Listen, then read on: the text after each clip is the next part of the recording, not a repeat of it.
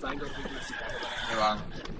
Ya kalau ada lain lagi dari menteri, belakangan saya nggak tahu jadi pengusaha atau jadi apa. Karena tertarik jadi gubernur DKI, ada apa gerangan? Saya kira saya begini, terima kasih semuanya, diundang juga datang di ILC ini. Saya pada mulanya, saya pikir saya sudah pernah menteri 5 tahun. Saya bergaul dengan Grace lama, dengan teman-teman di luar juga, kita sering lama. Tapi kemudian saya melihat bahwa beberapa teman-teman tokoh-tokoh datang, maju deh, kenapa gitu kan. Terus kemudian ya teman-teman banyak lah, ya, ada Bung Victus barangkali di sini, dari pendeta juga.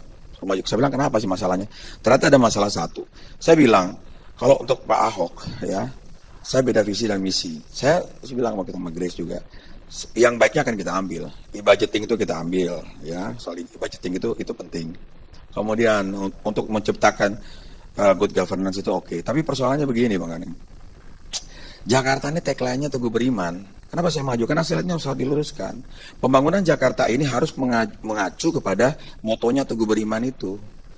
Betul kata Ahmad Dhani tadi. Jadi misalnya ya, saya bilang beda visi. Saya bilang kenapa? Kita ketika menghadapi prostitusi, itu beda sekali saya dengan pendekatannya. Kalau beliau kan memberikan sertifikat daripada kotoran-kotoran manusia beredar, taruh di satu toilet, kemudian di situ nanti disuntik-suntik tiap bulan orang datang. Kalau saya tidak, pikiran saya tidak boleh ada prostitusi di Jakarta. Itu Beriman. Bagaimana caranya? Alih profesi, idoli bisa, Bu Risma. Ya, Saudara Anton Medan pernah bilang sama saya di TV One, katanya nggak bisa kalau prostitusi. Betul kan? Dari zaman Nabi ada. Saya klarifikasi, Nabi nggak ada zaman itu, Bung. Tidak ada yang namanya prostitusi zaman Nabi. Coba tolong buktikan sama saya.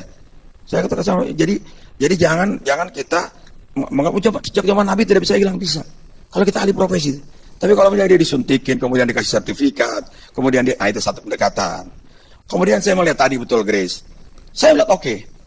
Kalau kita melihat orang yang nggak bisa bergantung pada seorang tokoh, sistem. Kalau beliau Superman, saya super team. Bedanya. Kalau Superman sendiri, single fighter, orang sedikit ganti pecat itu juga tidak. Jadi menurut saya yang perlu adalah human capital.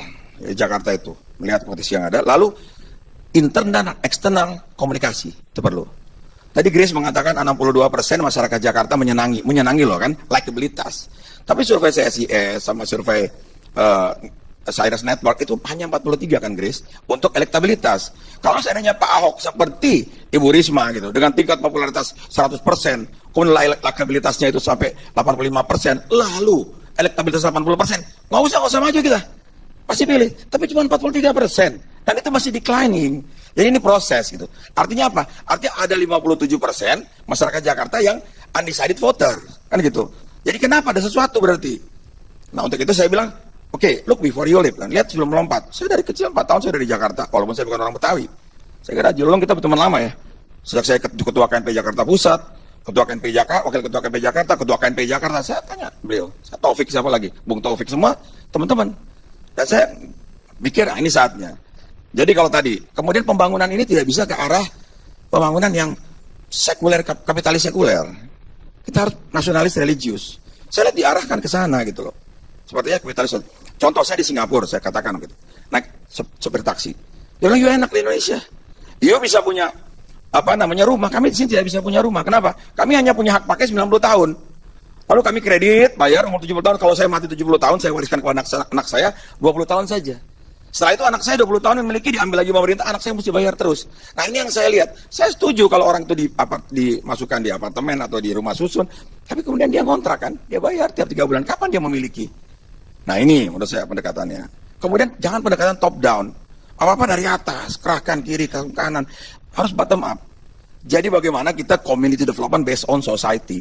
Saya melihat pembangunan di Jakarta. Mohon maaf, kalau saya gubernur, pertama saya akan melakukan moratorium terhadap pembangunan hotel-hotel di Jakarta. Moratorium terhadap pembangunan mall-mall di Jakarta. Terlalu besar. Kok bisa dasar bangunannya udah nggak diperhatikan? Bang, abang lihat coba. Orang ini ya, density kan terlalu padat. Di dalam tembok-tembok besar itu, di situ ada villa, ada rumah-rumah bagus, kolam renang. Di balik tembok itu ada rumah yang berhadapan dengan kamar dapur, dengan ruangan tamu, kacau. Saya di sosiologi S2 UI, FISIP UI, ada Profesor Paulus Lautulung melakukan penelitian di Johar. Itu, sangat kumuh. Akhirnya apa yang dilakukan oleh sosiologi UI? Kita cari yuk apa? Mereka patungan, Profesor Paulus ini bikin satu untuk tempat untuk bermain mereka. Dibuatlah alat musik. Kita kasih alat musik dan mereka akhirnya tadinya tawuran jadi ikut main musik karena ada kanalisasi. Sehingga pada satu ketika kami main di atas kali, Pak Saifullah tuh masih jadi wali kota, nyanyi bareng-bareng saya bertemu Profesor Paulus dengan band The Professor waktu itu. Nah artinya bahwa pembangunannya tidak bisa kita ke arah kapitalis sekuler, harus berbasis kepada sosial di masyarakat. Misalnya, saya SD Al-Azhar dulu. Kelas 3 SD kelas 6 SD saya ikut lomba pidato juara 3 se-Jakarta Selatan. Itu sampai sekarang glornya itu masih begitu-begitu saja. Memang hari ini bukan pangkal, ujung dari sebuah perjalanan panjang sejarah. Pak Ahok ada di ujungnya. Tapi kita harus hentikan ini. Kalau terus dibangun sistem kondominium, sistem mall dan sebagainya, di mana masyarakat yang marginal ini akan tetap termarginalkan.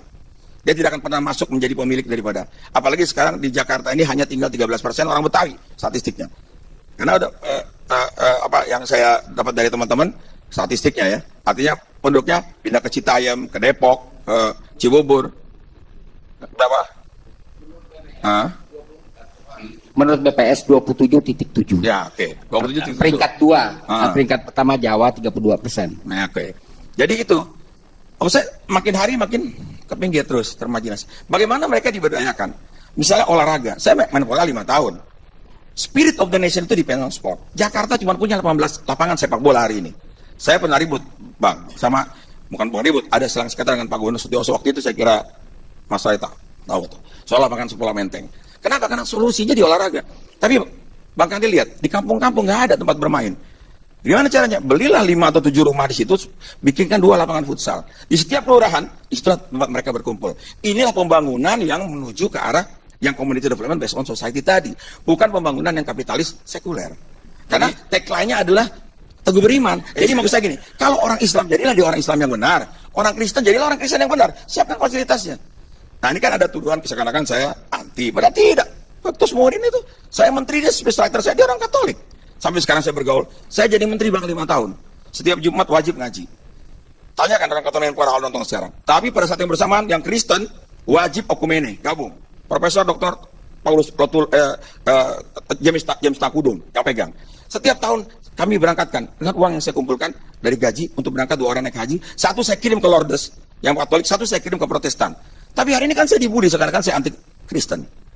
Karena apa omongan yang salah dari seorang Pak Ahok yang sudah berjanji kepada saya 4 mata untuk tidak diomongkan kemana-mana. Tiba-tiba beliau bicara di forum.